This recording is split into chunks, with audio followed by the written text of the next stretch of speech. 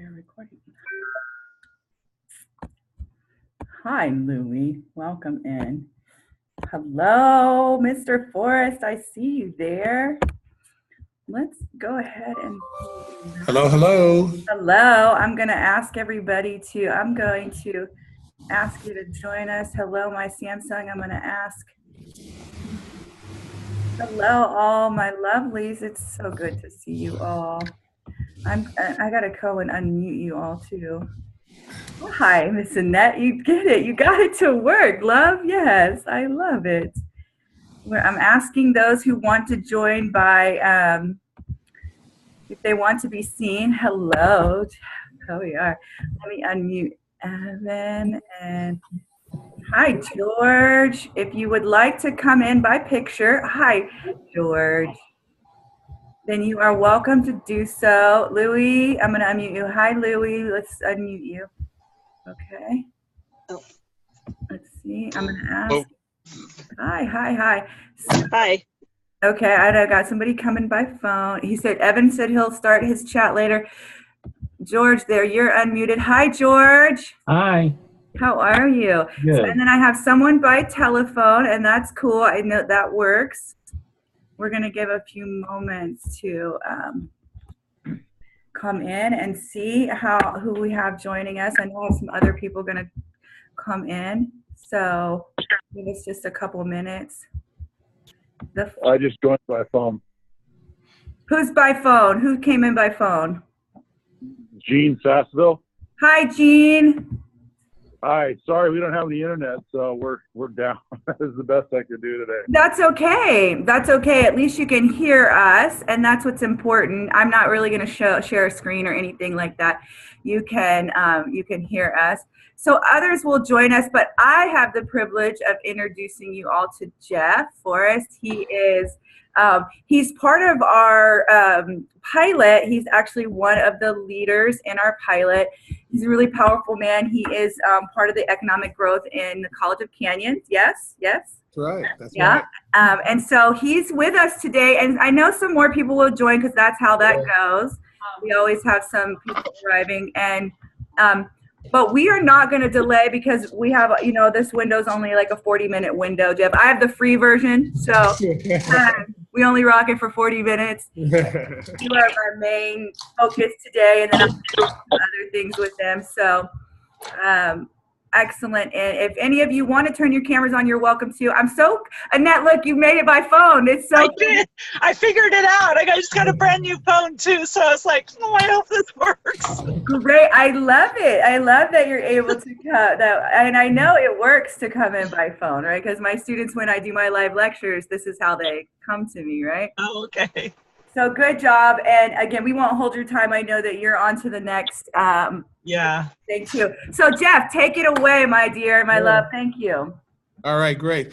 Want to say hello to everyone. Hope you're having a great afternoon. It's raining cats and dogs up here here in Los Angeles where I'm at. And so if for some reason things go bad, it's because there was a lightning storm or my internet got killed or something like that. But in the meantime, I want to get things started. I hope, first of all, that you guys are well on your way to getting engaged in the gig economy. And so what I want to start off by saying is this, that the gig economy presents one of the greatest opportunities and one of the greatest challenges to today's and to tomorrow's workforce. I think that is how we can best understand what we are dealing with when we talk about the gig economy. And a lot of folk, when they talk about freelancing, being an independent contractor, or the gig economy, those are all interchangeable terms. They're not separate terms in terms of having different definitions or different ways of usage and all of that. They're all the same thing. Gig, independent contractor, freelancer, they all mean the same thing. And so what I want to really relate to are a couple of things. Number one is this: a lot of conversation around gig generally has this romanticized notion of being able to be in complete control, work in your pajamas, make $1 million bucks, drive a Ferrari, and then do whatever you want. Unfortunately, that is not the reality. Shucks. That's right. And so what we want to Killing give, the dream. yeah, so if I burst any bubbles, you're welcome. But in terms of, My kind of guy. My kind of guy. of our discussion, we want to be as realistic about assessing what it is that we're looking into and putting our energy into. And so it's certainly you hear so much about the romanticized notion of a gig, but there's also what I call the more realistic idea of gig. For instance, when it comes to the gig economy, there are things that everyone should know. Number one, you do not get a consistent, reliable paycheck. Your income is going to be touch and go. There will be times in which there will be feast, other times there will be famine. And that is because you do not have a continuous type of situation. You do a project, you're done. Unless you have projects waiting for you after that, guess what? You have nothing to do but what? Go and find another project. Right. And so one of the things you must be aware of when you're talking about gigs is this. Whatever skill that you're going to bring to the economy, make sure that it is a skill, number one, that you love to do. Don't do something that you hate and then try to make money off of it, because you're not going to put your best into it. And you're not going to give all the energy you should to it. And you're going to end up probably not having a great customer relationship and a great reputation. The second thing I want you to be aware of is this. Make sure it's marketable. Now, someone will say, well, everything is marketable. Well, that's true and that's false. It is, but trying to find a market for certain skills is a lot more difficult than it is for others. And so you want to make sure that whatever skill set you're going to bring to the freelance economy, and again, I'm going to say gig economy, sometimes I'll say freelance economy, just depends on which one my brain likes to use first. And so make sure you understand that. What you don't want to do is get yourself in a situation where you have this presupposition, if I may, in which, oh, wow, I'm going to go and gig. And yet you may not have a concrete idea of what that entails in terms of what you bring to the table and what kind of demand there is for the kind of skill set that you have and the kind of work that you're willing to do. So let me ask this question. I just want to get a basic survey. I'm going to ask a couple of questions, and I'm going to do it throughout, because I don't want to how would we say, just digitize you by way of dialogue to death. I want to make sure that this is a little more energetic. So how many of you have experience doing gig work on a digital platform? If you could just acknowledge that, that'd be great. I wish Andy was here. Andy, are you out there? No, I don't see Andy. Okay. Andy? Yeah, I'm here. Oh, hi, Andy. I'm on the phone. Hi. You have, right, Andy? Yes. Talk about that, So I've done freelance graphic design for a number of years, but I recently moved into something that is a little bit more, I guess, niche in some way, but also sets me apart. There's a lot of graphic designers out there, a lot of freelance designers who don't really know a whole lot about constructing messages and copy and branding. And so what I help my customers do is I help them clarify their message to their customer base and engage in the story of their customer, so they stop selling their own story and competing with their customer and start engaging in their customer story to help them solve their problems instead. So that's what I do. Yeah, that's wonderful. And so that's your niche and that's your value add. So let me just spin off of that for a minute. There are two things that I noticed from Andy's comments that I think would make him marketable and allow him to really develop a serious customer base. One is that he has a niche. He has a unique element that he brings to graphic design. Now, there are hundreds of thousands of graphic designers in the digital space, in the gig space. Hundreds of thousands, not 1,000, hundreds of thousands. But you have to set yourself apart as to what it is that you bring as a value-added component that your competition may not be able to do. So that's the number one thing that Andy does. The second thing that he does is, in working with his customers, he helps them get to a place where they cannot get to without his help. You want to be able to market yourself to the point where your customers not only want you, they need you. And once you're able to deliver that message, then that gets you a little bit of a stronger response. And what happens is this, and Andy, correct me if I'm wrong, but clients of gig workers Once they latch onto somebody they like, it is very hard to get rid of them. So once a customer finds you, no, once you get a client, that client's going to come back over and over and over and over again, and they're going to bring clients with them. I am a gig client myself. I've written 5 short stories, and so I use editors, Somebody has some background noise. Upwork to do my work for me. I designed a apprenticeship work site, website, and because of that, I used an individual from our gig cohort, our student cohort, who designed our website. If you go to sw-apprenticeshipgroup.com, that was designed by a gig student. If you look at the logo, which is SWAG, Strong Workforce Apprenticeship Group, that was designed by a gig student. Both are part of our gig cohort. And so what I'm saying is this, that this talent is out there, and it's great to have. And I always go back to them. Why? Because I trust them. I don't have to look for somebody new. That is a very, very, very important thing. So what am I saying? Principle number 1, to those of you who are going to do gigs. Number 1. Principle number 1, and please write this down, record it. Tell Siri to find a way to record it. I'm recording the video too. Oh, good. So principle number 1 here, make sure that your first job is your best job. That's principle number 1. Principle number 1, make sure that your best job, your first job is your best job, because one thing is for certain, the customer who asked you to do something once is going to need you twice, 3 times, and 4 times. They're not just simply throwing out a project that they will never come back to. There's a 99% chance that they're going to be doing this over and over and over again. So make sure that your first job is your best job, that they love what you did. Because once that happens, you get 2 benefits from that. 1, you get a repeat customer, and you get referrals. And so that is how you build your business. Never experiment with customers. Never kind of say, oh, well, let me try this out. If you're into the gig economy, you must experiment on your own time in a non-internet environment, or experiment with your family and friends. Do not experiment with a client. Once you get a real client, you are on stage and your show is live and you don't get a second take.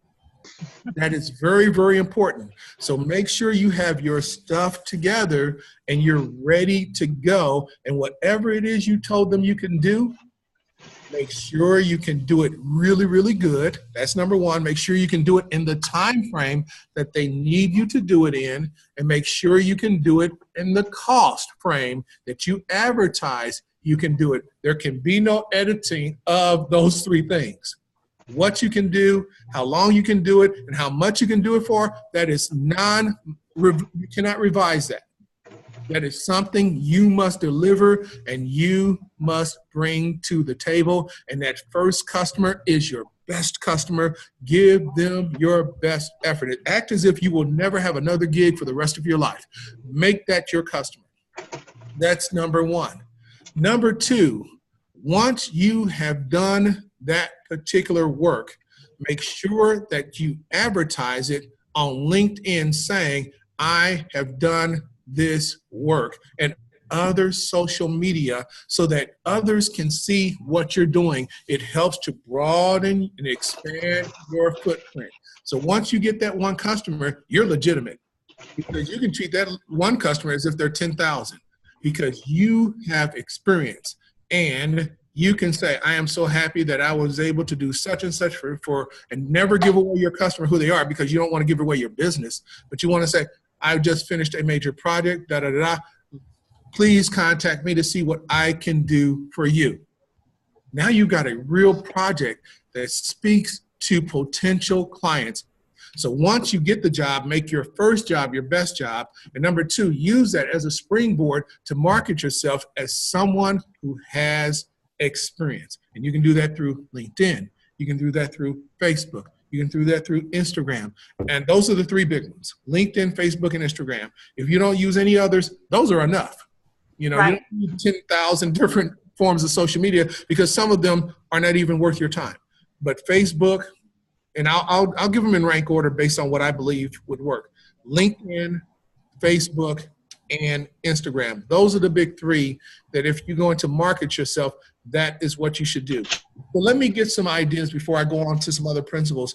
Tell me what some of you guys do. What are your skill sets? What would you like to offer as a service or product in the freelance economy? So who wants to go first? Yeah. Oh, look, it landed on you guys. Go ahead, Star Haley. Come on, Mushroom King, tell us. I'm a personal trainer. And, oh, fantastic. Getting certified in nutrition and personal training in college as well. Okay. And so I want to tap in through this kind of online platform to get clients, as well as maybe get a job through a gym that way as well. Let me ask you this question. Are you a part of any personal trainer associations? Yeah, I'm a part of ACE, American Exercise Council, or American Council of Exercise. Mm-hmm. That's where I'm certified from. Okay. And let me ask you this. Have you done anything in terms of held classes or done videos of some of the stuff that you do? Yeah, I currently have 3 fitness classes going on right now. Okay. Okay. So just trying to build off my other background is in dance and ballet in particular. Yes. So I'm kind of using that as my niche to feed into a market of fitness classes based on dance. So let me give you some thoughts, and I'll try not to go too deep into this, on how you can build your business. And being someone who just lost 90 pounds in the past year, I've gone, and so. Hey, I lost over 100. I'm with you. I love it. Yeah. So I'm huge nutrition. I'm huge workout. I live this stuff. And so let me give you some ideas on how to do this. And I'm a yoga guy and all of that. I'm into all of it. And so what you may want to do is this: go to a nursing home and offer exercise classes, because the elderly and veterans are hot. In terms of marketing. When you reach out to the elderly, or you reach out to those with disabilities, or you reach out to those who are veterans, and you're doing something for free, that's hot. Videotape that and market that, saying, today I had the privilege of doing such and such and such and such, and this is what I'm able to do for them. Check me out at such and such. Also, I'm available on these sites, and if you need my services, I'm available. Utilize those freebies that you do, that goodwill, if to build up your who you are as somebody that customers, because they don't know you. Nice. Say, oh wow, she's helping the elderly. Oh wow, so she must be good, a good person, and so that makes you more trustworthy. So I would recommend you do that. Make sure you have your YouTube videos all lined up. Make sure that the elderly and the veterans and the disabled, those who you do these services for, tell them to hit that they saw it 10,000 times, so that you can look at your YouTube videos. You have all these thousands of folks who hit it. And that's the way you build that up. So nice. Thank you. Who's next? Who else out there? There's someone in a car and she's wearing glasses. Yeah, Miss Annette. Yes. Miss Annette, come join us, my love. Yeah. Hello. Yeah, I'm not quite sure what I'm going to focus on yet. Okay. Let me ask. I teach tie-dyeing to kids. Okay. So I don't know. What I'd like to do is I'd like to market to schools. So I don't know if that really fits into doing. Mm-hmm. I'm not sure what to do with that. So let me ask you this, and we'll try to nail it down in about 30 seconds. Are you looking to deliver a product or a service? Both. Okay, so you're looking to develop to do both. So it would be a product that has some type of teaching component to it.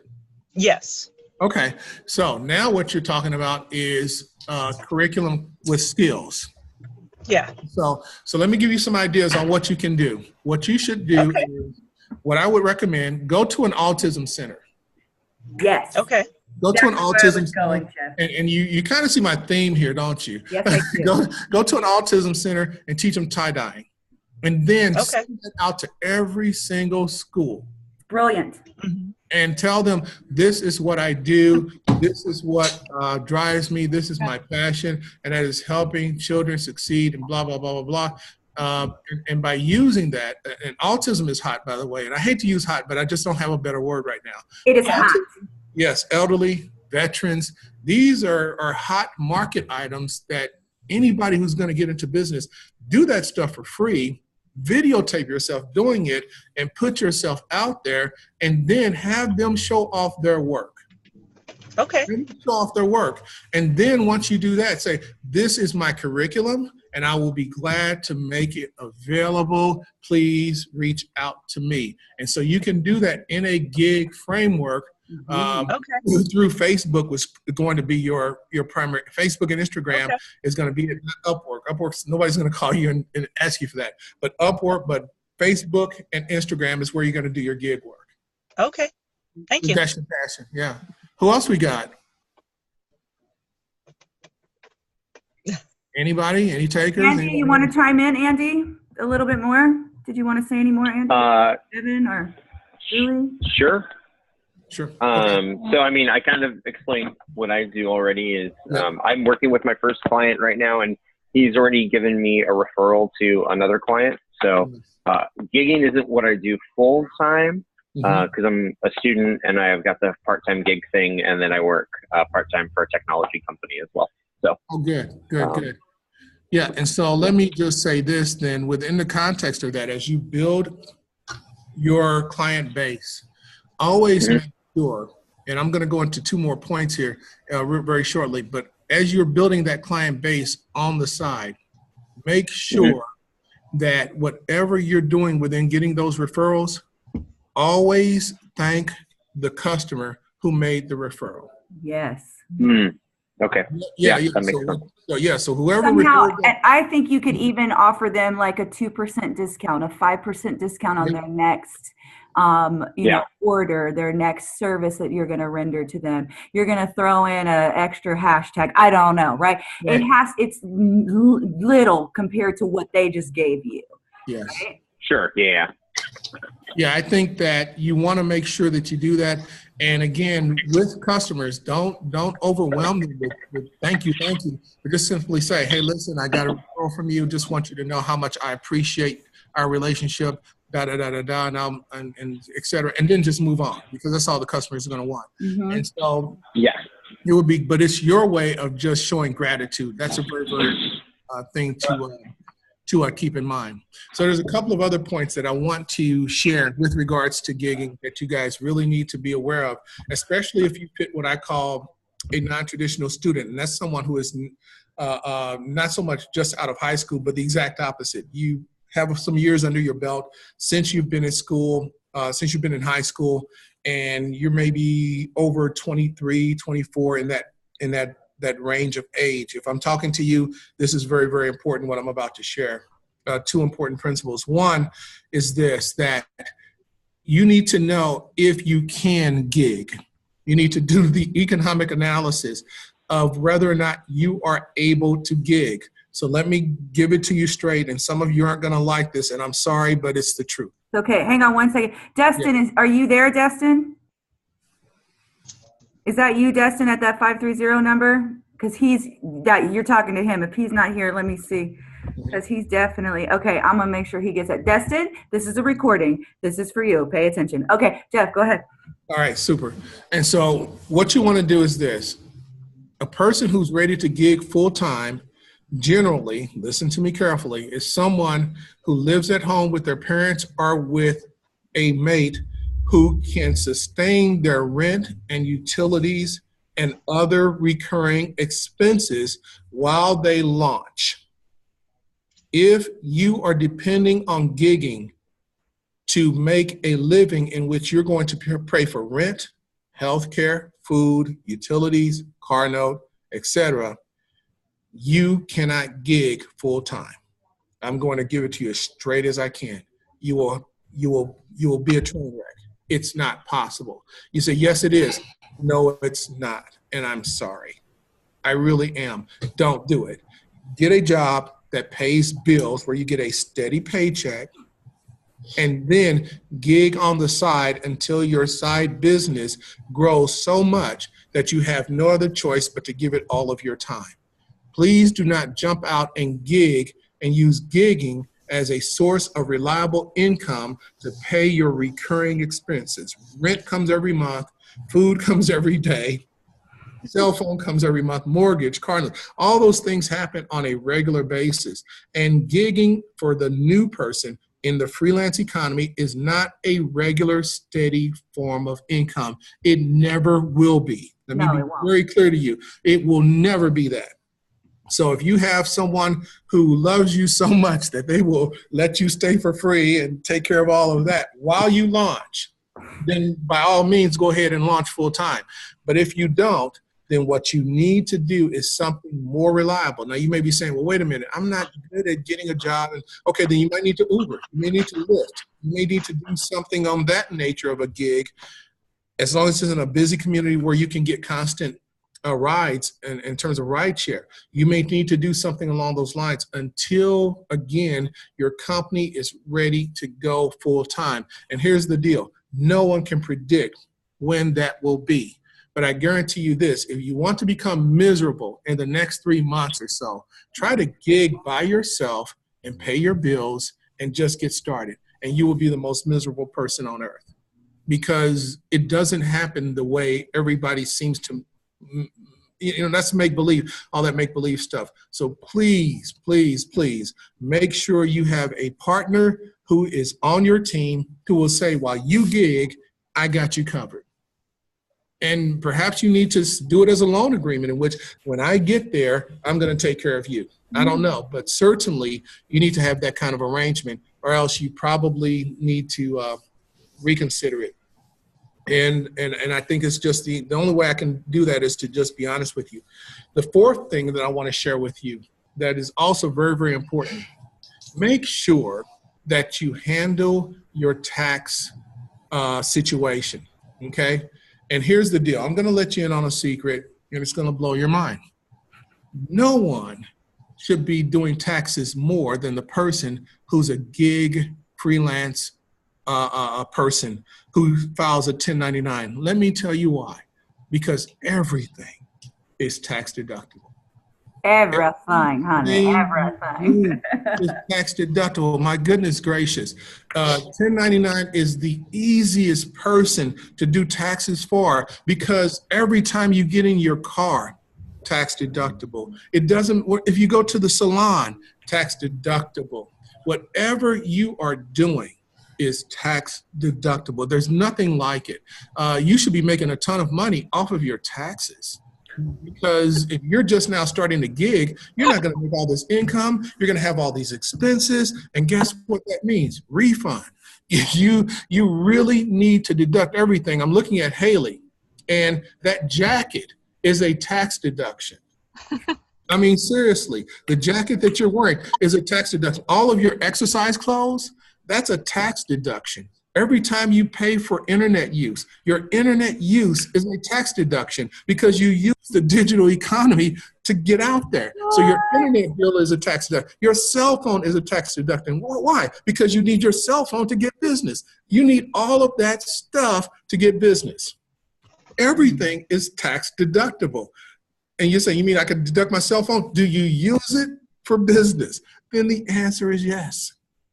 Whatever you do, you can deduct. Anything dealing with GoDaddy.com, that's all tax deductible. You do not have to worry. And so please, I'm telling you, when people say, well, I don't want to do the taxes, you're really throwing money away. You're not saving by not declaring taxes. You're throwing tons of money away, and that's unfortunate. It's Schedule C on your 1040. File it, show that you lost $15,000, and make sure you keep good records. Records. Invest in QuickBooks, and it will show the government, hey, wow, we had a big loss this year because we are gigging, and you can justify everything because you can tie it directly to your business. As a result, guess what? You get a deduction. It takes 3 years for a Uber driver to break even. 3 years, according to a recent study. And so they should have been getting big deductions because of the expenses. So make sure every little thing, if you're buying t-shirts for t-shirts are tax deductible. The software that Andy is using, tax deductible. The computer he's using them on, tax deductible. The internet line that he's using, tax deductible. Every single detail is tax deductible. All of it. A quick question. Yes. If you join a professional organization, is that tax deductible as well? Yes, it is. Yes. Watch this. If you're going to itemize, let me tell you what else is tax deductible. Let's say you do go to the autism center, you tie-dye, your mileage to the autism center is tax deductible. Yeah. Okay, I have a question. Yes. So if I'm paying studio rental space, Yes. that's tax deductible. Yes. Yes. Yes. Baby, yes. Okay. If you're a 1099 worker, my goodness gracious, talk to your accountant certainly, but my goodness, everything is tax deductible. If you belong to ACE, that fee to ACE is tax deductible. Nice. If you go to the doctor, the chiropractor, because you're doing all these exercises, tax deductible. It's all tax deductible. You hear me? Yeah. Everything is tax deductible. That's why, gig workers, I'm like, when they say, I don't want to do taxes, I said, you have no idea how many thousands of dollars you may be possibly throwing away. But understand, the IRS is going to be cracking down on Schedule Cs. They already are. And the good news is that Trump is in office and he's cracking down on the IRS. But certainly, with regards to Schedule C, you must maintain good, clean records of your income and expenses. You just deduct everything and have no tracking documentation that shows you actually did incur that expense. Please don't do that. But if you have kept good records and you can verify every expense you've incurred, then certainly it's your right to deduct it. So we are at about 8 minutes left in our session. Yeah, Do you have some other points for us, Jeff? Do we have some questions out there? exactly. I want to open it up for some questions.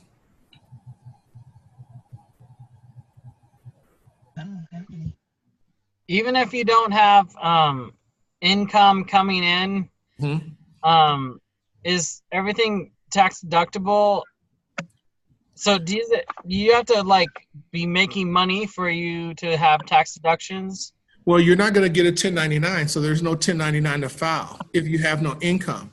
And so the way in which you can do that, the answer is yes. So let me tell you how to do it, because I do it and I've been doing it for years. So instead of filing a Schedule C because you don't have any income and you don't have a 1099, under your 1040, it has a section for miscellaneous expenses and business expenses. File it under there, because in that sense, you don't need to have income in order to file those personal expenses. And so let's say, for example, you're itemizing the deductions. Only if you're using the 1040 long form can you do this. So if you're itemizing your deductions, make sure you do it under business expenses and miscellaneous expenses. Also, they may ask you, okay, well, what did you do? And you might say, well, I did such and such. That's fine. You're telling them what your occupation was. But you're also telling them the expenses, because in the income side, when you did your income tax on that first page of the 1040, you told them what all your adjusted gross income was. So you've already told them what your income was. Now you're telling them, and these are some other expenses I've incurred while I was trying to make an income. And so when they ask you your occupation, you can say, I'm a welder and I do baking and a baker. You can do that. But you just didn't make money from baking, but you've got the new oven, you've got baking equipment, you've got all this stuff you've done, and those are expenses, and you can deduct from that. Yeah, you can deduct from all of that. And so anytime you go to a nursing home or a veteran center and you're helping people, that is a tax deduction. The mileage is tax deductible. The materials you take there to present what Yes, you give, all of it is tax deductible. It's all tax deductible. Yes, absolutely. I've been deducting it for years and years and years, because I do a lot of teaching and motivational speaking on the side. And so everything I do, I make sure I track it. I keep all of my receipts. I got big envelopes of receipts that for the year, I keep meticulous records, so that if the IRS comes after me, and they have, and I've won, why? Because I said, oh, this is this. And they said, okay, good. Let's move on. Let's move on. Because I had my records. My records were in order. They weren't trying to get after me because of some vendetta. They just said, "Oh, it seems like you've had this much in expenses." I said, "That's exactly correct. Would you like to see the receipts?" And I have my receipts. You got to, don't throw away receipts. Even if you go to Five Guys hamburgers, if you did it after a workout, that is deductible, Haley. It's deductible. It's all deductible. All of you should get one of those accordion type, little accordion type deals. Yes. Where you know they expand out, and they even have them breaking down like at the top of the year, right before the year launches. Staples, Office Depot, Office Max, you know, they always have those things. You walk in there, they got a whole setup for you. My son is like, you are a receipt hoarder, and he thinks I hoard people too. I really don't hoard people, but listen, I do hoard receipts, right? I got receipts. I can't, because as a business owner, all I've done is held on to receipts. And I'm like, I need that receipt. He was like, Mom, it's for a penny. I know, I need it. It's for, I can write it all. Put in another tax bracket. Give me that penny, right? Yeah. So when you come into charge, Haley, I'm gonna blow your mind with this. I'm gonna blow your mind with this, guys. I've got a timeshare in Orlando that I've had since, I don't know, 2002, 2003. And when I go there, I deduct the taxes from it. You know why? Because I do business. So I have a business meeting when I'm in Orlando. I've got a friend in Orlando, and I call him and I say, "Hey, Vince, this is Jeff. I want to talk to you about maybe selling this product, man. I think it's a great idea." And so I deduct my vacation. Like that. Because so if you go on vacation, if you go away for the weekend and you stay on a weekend getaway, make sure you document a meeting that you had. You two, Haley and your friend there, the two of you can have a meeting over your business at a hotel where you're hanging out, have an agenda, and now the whole expense, mileage, hotel, and food has just become deductible. Like that, my friends. Do you see how brilliant this man is? Listen, we're 3 minutes down. I'm going to give you 1 minute to shout out any last questions. I know that I'm going to offer him free to you as a contact, but he is open. I'm sure you can email him or whatever. I'm sure that's not a problem. You have me. I'm connected to him. I think he's absolutely fabulous. And I just want to take 1 minute and let you speak any of your minds, and I'm going to say something else to you before we close out. Anyone? If you open a contract with someone and you agree on a service charge and they pay you, does that go on the 1099 or just taxes from that? 1099. Yes. Now you have a 1099.